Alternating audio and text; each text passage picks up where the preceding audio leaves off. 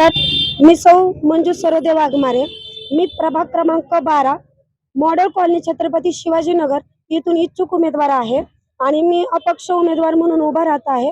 आणि माझा प्रभाग बघायला गेलं तर तिथं SC प्रभाग खूप जास्त आहे आणि वस्ती पातळी पण जास्त असल्या कारणाने जसं की मंजाळकर वस्ती असेल, गोखलेनगर असेल किंवा आपली वडार वस्ती असेल, तोफखान्यातील वस्ती असेल, या अशा प्रभागांमध्ये माझ्या अनुसूचित जातीतील अनेक घटक असे आहेत की त्यांच्यासाठी मला विकास कामं करणं गरजेचं आहे आणि सर्व लोकांसाठी माझ्याकडून होईल तेवढी मी कामं करत आहे. उभा राहत आहे. पक्षाची नेमकी काय भूमिका होती की ज्या पद्धतीने तुम्ही अपक्ष म्हणून उमेदवारी करत आहात? माझं काम तेवढं होतं, माझं केलं नव्हतं. त्यांच्या सगळ्या जबाबदाऱ्या तिथली सगळे काम, सगळे विद्यार्थी असू देत, रुग्ण असू देत किंवा तिथल्या स्थानिक काही अडचणी असू दे, आतापर्यंत मी सोडवत आली.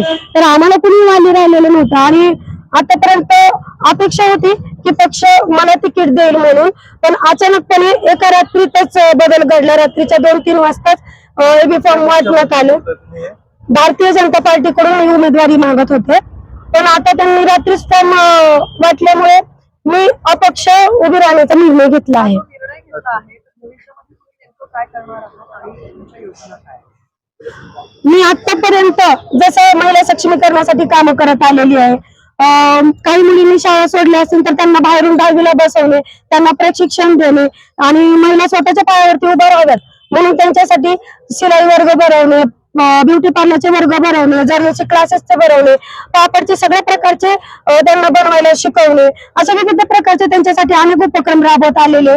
पण आता असं झालंय की जर का मला पण तिकीट नाही भेटलं आणि मी उमेदवार म्हणून निवडून नाही आले तर आम्हाला तर वाली कुणीच नाहीये. पण जर का मी निवडून आले तर मात्र माझ्या भविष्यात मध्ये जास्त करून मी शिक्षणाला महत्व देणार आहे, महिला सक्षमीकरणाकडे जास्त भर देणार आहे की माझ्या महिला फक्त धुणं भांड्याचं काम करण्यापुरतं किंवा कचरा गोळा करण्यापुरतं मर्यादित न राहता त्यांनी सुद्धा बाहेरून 10वीला वगैरे बसणं असेल, असं करून त्यांनी पण उच्च शिक्षण घ्यावे आणि त्यांनी सुद्धा त्यांच्या स्वतःच्या पायावरती उभा राहावे. त्याचबरोबर माझ्या स्थानिक काही अडचणी असतील, जसं आमच्या चेंबर तुमणी असेल, लाईटीचे प्रश्न असतील, नाल्यांचे प्रश्न असतील, म्हणजे जे स्थानिक आपण प्रश्न बघतो ते सगळे प्रश्न मी 100% सोडवण्याचा प्रयत्न करणार. आणि मी निवडून आल्यानंतर आमच्या साईबाबा मंदिरच्या इथले जे रहिवासी आहेत त्या महिलांसाठी शौचालय नाहीये तिथं, तर मी 100% प्रयत्न करणार त्यांना शौचालय बांधून देण्यासाठी. कारण की माझ्या माता भगिनी इथं उघड्यावर पण जाऊ शकत नाहीत आणि रोज 5 रुपये देऊन त्यांना खर्च करणं तेवढं पण शक्य नाही की 1 दिवस 2 दिवस माणूस कुठं ट्रॅव्हलिंगला बाहेर गेलं तर 5 रुपये देऊन शौचालयाला जाऊ शकतो, पण ह्यांनी रोजच ते पण पूर्ण कुटुंब शक्य होत नाही. तुम्हाला काय वाटतं की हे जे आहे मतदार राजा, तसं बघायला गेलं तर मतदार राजा सध्याला जागृत झालेला आहे. मतदार राजाला पण कळतं, तो सुशिक्षित आहे, सुज्ञ आहे की हा आपण जर का ह्या व्यक्तीला निवडून दिलं तर आपली कामं होऊ शकतात. नाहीतर मतदारांनी सुद्धा 500-1000 रुपयाच्या पाठीमागे पळाले आणि त्यांनी तिकडे मतदान केलं तर आपल्याला 5 वर्ष पुढे सुद्धा वाली नसेल, त्यात मध्ये आपलं मुलांचं भविष्य आपण हाताने खराब करून घेऊ. कारण की जेव्हा आपण एखाद्याला पैसे घेऊन मतदान करतो तेव्हा अधिकार आपल्याला राहत नाही की तू आमच्या भागातली कामं का नाही केलीस हे विचारण्याचा. हा त्यांचा अंदाज आहे. त्यात मध्ये ज्यांना त्यांनी आता उमेदवारी दिली ते पण कितपत योग्य आहे हे कितपत त्यांनी पडताळणी केलेले माहिती नाहीये, पण त्यांनी प्रॉपर SC असणाऱ्या उमेदवाराला उमेदवारी दिलेली नाहीये. मी मतदारांना एवढंच आव्हान करेल की मतदार राजा तो जागा हो. आतापर्यंत 7 वर्षामध्ये आपल्याला नगरसेवक नव्हते आणि ह्याच्या आधी जेव्हा नगरसेवक होते त्यांनी सुद्धा आपल्याकडे लक्ष दिलेलं नाहीये आणि त्याच्यानंतर सुद्धा आपल्याकडे आतापर्यंत कुणीच लक्ष दिलेलं नाहीये. तर मतदार राजा जागा हो आणि योग्य उमेदवारालाच मत कर. आपलं मत हे बहुमूल्य आहे, ते लाख रुपयापेक्षा पण कोट्यवधीने ते म्हणजे सांगता येणार नाही शब्दामध्ये, इतकं मोलाचं आपलं मतदान आहे. तर योग्य त्याच उमेदवाराला मतदान करावे.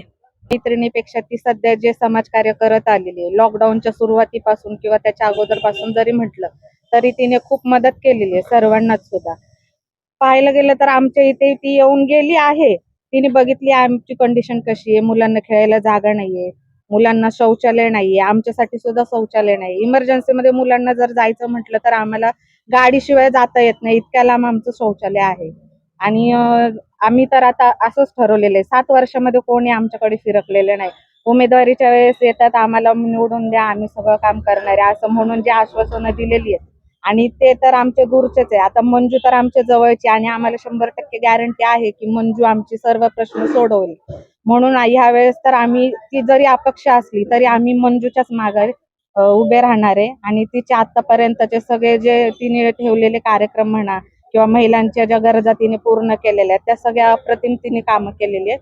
त्यामुळे आमचा सध्या तरी पाठिंबा फक्त मंजूसाठीच आहे आणि आम्ही अपेक्षा पण करणार आहे आणि तिच्या मागे हट्ट करून तिच्याकडून आम्ही कामं करून घेणार आहे, जरी तिला वेळ नसला मिळाला तरी. आणि इतकंच आम्ही मंजूविषयी बोलू शकते.